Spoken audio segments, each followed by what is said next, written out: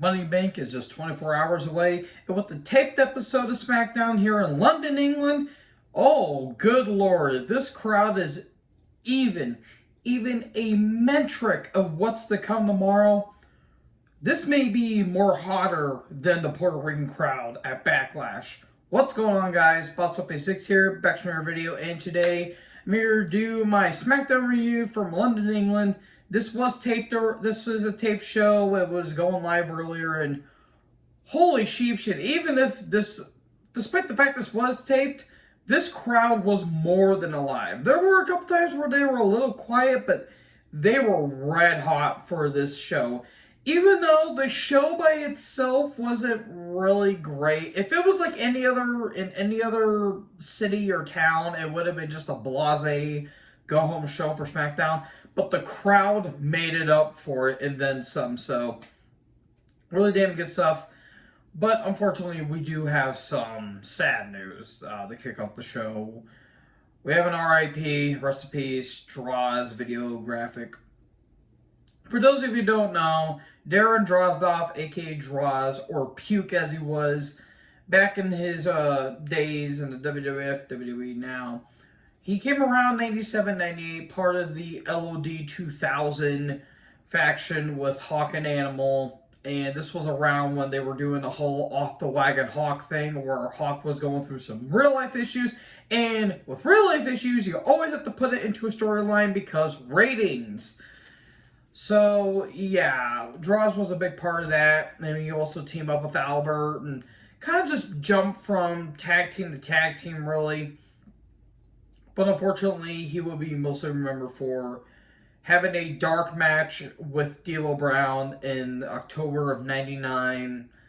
And unfortunately, he got paralyzed from the neck down after receiving a botched running powerbomb from D'Lo. And he became a paraplegic afterwards. Or quadriplegic, I'm pretty sure that's what he was. And he was wheelchair bound. And I think he was only in his early 20s? No, not early 20s. Late 20s, early 30s, I want to say. It's tragic to hear that happen to Droz. And the fact that he was still living afterwards is a miracle. But unfortunately, he passed at the age of 54. Gone a little too soon. But it really sucks. It really, really, really does suck. So, rest in peace, Droz. Thoughts, prayers, and condolences to the entire family and friends of Droz. So, with that out of the way, Pretty Deadly took on KO and Sammy for the tag titles. Sammy and KO got a really big ovation.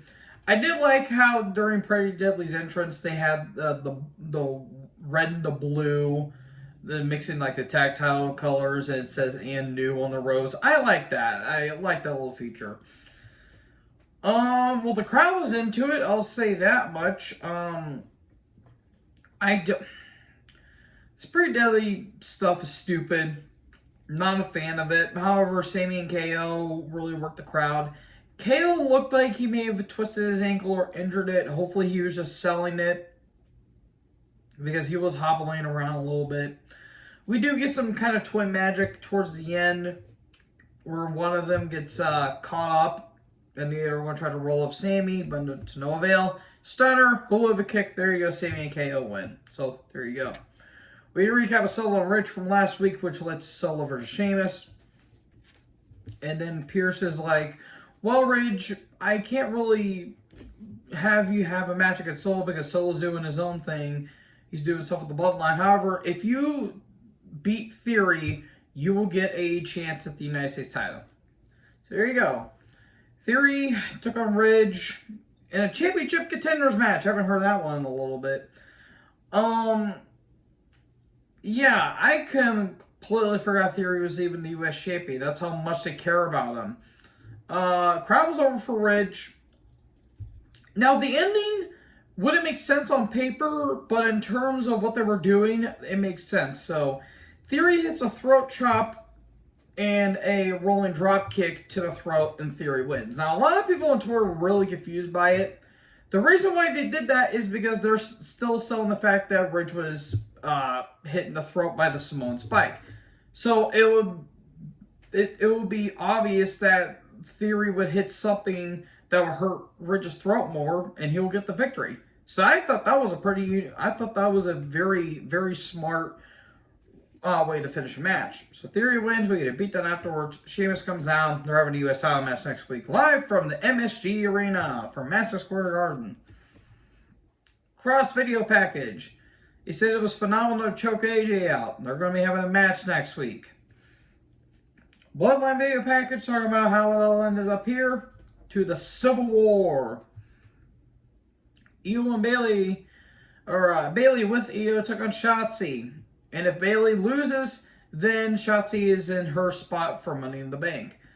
It was fine. I like the "Hey Bayley, would you be mine?" Or it was some kind of chant like that. I forgot, but they did that chant, which I thought was funny. But eventually we get a distraction, then we get a roast plant, and there you go, Bayley wins. So she's still in the Money in the Bank ladder match. Not the last time we'll see these three. Recap of Paul being in the Money in the Bank. And then Io and Bayley are backstage talking about how they beat Shotzi, and then Shotzi shows up.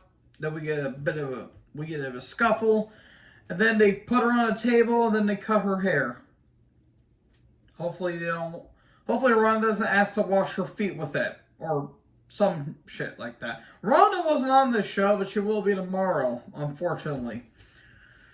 So, Grayson Waller effect. Paul comes down, lots of boos. And the crowd wasn't really into this. I don't really blame them. Talks about being in a Miami ladder match. Here comes LA Knight to a massive pop. Holy shit, that was a huge reaction. Because the crowd loves LA Knight. Just turn him face. If he wins Money in the Bank, turn him face. The crowd will go ape shit for it. So he comes down, he knocks Paul, and they're like, "What?" And he's like, "What's my name?" LA Knight. Yeah. This crowd is fucking over for this dude. It's amazing. So Escobar comes out. I like how his shirt says London World Order. I thought that was kind of cool. And then he talks about how him and Zelina are going to win the Money in the Bank together. And then Dunn comes down. He punches Paul. That's a big pop. We get a bit of a brawl. Then we get a triple threat match. Dunn versus Knight versus Santos. Paul's at ringside. It wasn't bad. The crowd was into it at least. Dunn landed badly at one point where Knight was just doing a simple sidewalk slam, and Dunn looked like he landed on his neck, but he seemed to be alright. Paul and Knight get into it, and then Santos dives on the Paul. And then forearm, bitter end, Dunn wins. It's been a while since Dunn's actually won a match. So Dunn gets the ladder, he climbs, then Knight throws him out, and then Paul throws Knight into the post. But then Dunn throws Paul out of the ring, and Dunn grabs the contract. Could be a little tease of what's to come tomorrow. OC backstage. Styles accepts Cross's challenge. This is how they're utilizing Styles in the last few years of his career.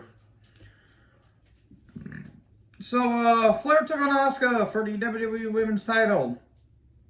Bianca's in the front row. She's got a ticket.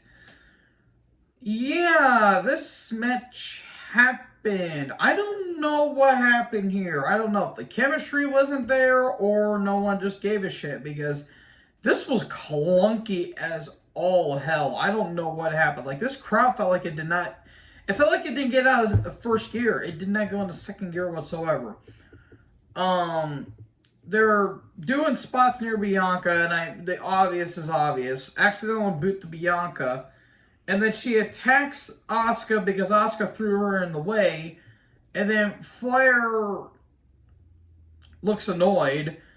And then we get DQ. Bianca and Flair didn't fight because they, get your hand out of my face. And then KOD to Asuka, and then a KOD to Flair. And there you go. Yeah, this was kind of the weaker points of the show, in all honesty. Money in the Bank rundown.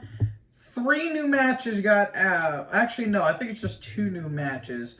Riddle and Gunther for the IC title. Have Gunther retain. And the women's tag titles between Shayna, Ronda against Raquel and Liv. Liv and Raquel retain. I really don't know, and I really don't give a shit because the women's tag division is dead, and they're refusing to acknowledge it. Just scrap it. No one cares about the women's tag division anymore. Every time they keep trying to build it up, they keep notching it down. It's ridiculous. And also, Cody and Dominic are apparently going to be main eventing, which, okay then, that's a bit out of nowhere.